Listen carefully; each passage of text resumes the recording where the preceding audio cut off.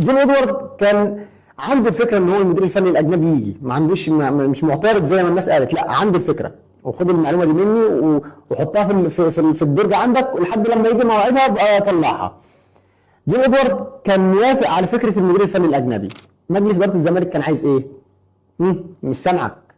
كان عايز الكابتن معتمد جمال يكمل، لانه شايف ان الكابتن معتمد جمال رقم واحد هيوفر عليا فلوس، رقم اثنين الراجل اللي خد معايا الدوري وعارف الخامه اللي عندي، وعارف القماشه هتروح فين وجايه منين واخرها ايه، وعارف ان الازمات اللي عندي ان انا ما اقدرش اجيب لعيبه دلوقتي. فمجلس اداره الزمالك قال لك تمام نشوف المدير الفني الاجنبي. فروزوفيتش او ايا كان الاسم اللي اتعرض، يعني مجلس اداره الزمالك شايف انه الراجل ده بامكانياته اللي موجوده حاليا بطريقه اللعب اللي ماشي عليها مش مناسبه. فحصلت جلسه ما بين جون ادوارد ومجلس اداره الزمالك. يا جماعه جون ادوارد، يا جماعه رقم واحد فين ملف المدير الفني؟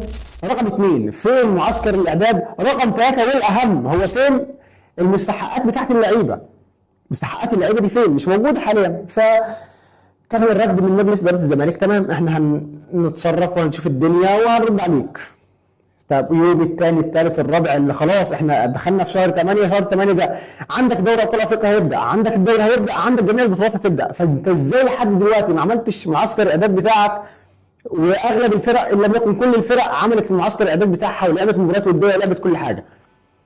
فتعالى اقعد على الترابيزه يا باشا، انت عملت ايه في المنظومه دي كلها؟ انت عملتش غير حاجه واحده، حليت ازمه القيد اللي انت خدت من خلالها الرخصه الافريقيه. طيب في معسكر اعداد يا باشا صباح الفل، في معسكر اعداد المفروض يتعمل، انت عملته؟ لا ما عملتهوش. طيب ما عملتش معسكر الاعداد بتاعك، يبقى انت اذا ما عندكش استعداد ان انت تنافس حتى على دوري ابطال افريقيا ولا حتى الدوري السنه اللي جايه. حتى لما تيجي تسال واحد من جمهور الزمالك دلوقتي يقول لك يا باشا احنا دلوقتي الطموحات عليت، بس ما يعرفش الكواليس.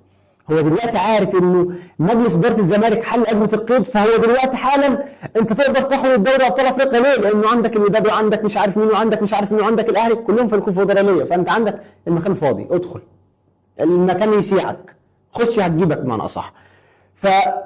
الازمه اللي حصلت مره واحده هوب صاع وهوب طخ كده تلاقي جمهور الزمالك صحي على فجاه. في اخبار كارثيه. ايه الاخبار الكارثيه؟ جون ادوارد بيمشي، تمام. طب يا سيدي جون ادوارد مشي، طب هو فين المدير الفني؟ قال لك المدير الفني الزمالك يستعين بالكابتن معتمد جمال.